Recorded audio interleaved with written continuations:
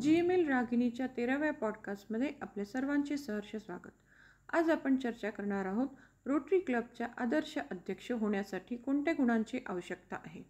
Club अध्यक्ष हा क्लबचा नेता असतो, जो उद्दिष्टे ठरवतो, सभा घेतो, कामकाज सुरळीत चालते याची खात्री करतो, क्लबचं प्रतिनिधित्व करतो आणि सर्वात महत्त्वाचं म्हणजे सदस्यांना प्रेरणा देतो आणि त्यांचं मनोबल वाढवतो.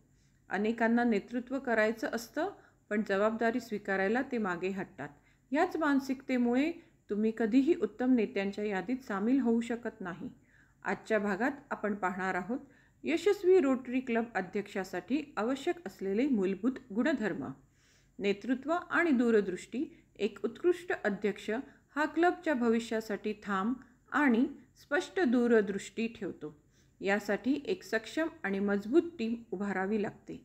अध्यक्षाने सदस्यांना सामूहिक उद्दिष्टांकडे काम करण्यासाठी प्रेरित करावे, जबाबदाऱ्या वाटाव्यात आणि सदस्यांना निर्णय घेण्याची मुभा द्यावी.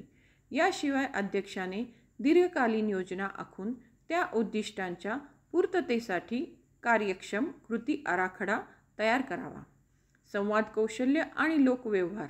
एक चांगला अध्यक्ष सर्वप्रथम एक उत्तम ऐकणारा असतो. तो सर्व सदस्यांना आपले वाटेल असे स्वागतार्ह आणि समावेशक वातावरण तयार करतो.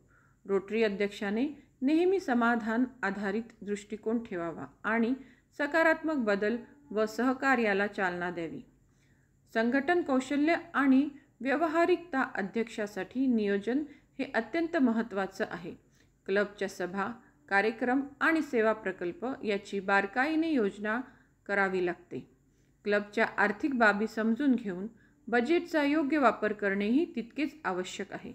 इतर महत्त्वाचे गुण म्हणजे वेळेचं व्यवस्थापन, बदलाला सामोरे जाण्याची तयारी आणि पारदर्शकता, ज्यामुळे अध्यक्ष कोणत्याही अडचणी आत्मविश्वासाने हाताळू शकतो.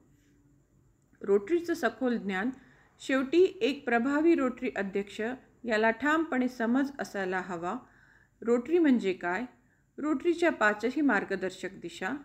नेटवर्किंग आणि मैत्री, सदस्यवाढीबाबतची बांधिलकी आणि दी रोटरी फाउंडेशनसाठी सततचा पाठिंबा.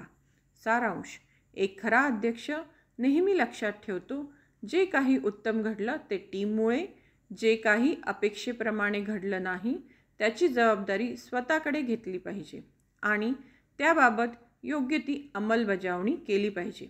चला तर मग भेटूया पुढील पॉडकास्टमध्ये. तोपर्यंत ऐकत रहा GML रागिनी.